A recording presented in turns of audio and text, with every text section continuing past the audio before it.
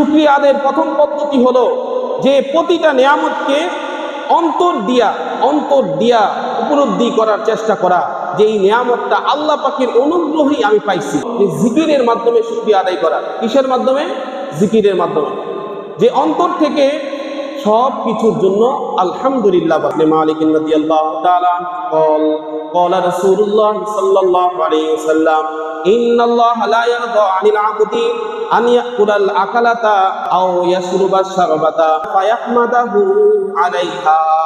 আল্লাহ নবী বলেন, নিশ্চয়ই আল্লাহ ওই বান্দার প্রতি রাজি এবং সন্তুষ্ট হয়ে যায়, তার প্রতি রাজি হয় যে এক লোকমা খাবার গ্রহণ করার পর, খাবার খাওয়ার পর এবং এক ঢোক পানি পান করার পর এর বিনিময়ে আল্লাহ পাকের প্রশংসা করে বলে আলহামদুলিল্লাহ। আল্লাহ পাক বলতেছে আমি ওই বান্দার প্রতি রাজি এবং খুশি হয়ে যাই। জোরে বলুন সুবহানাল্লাহ।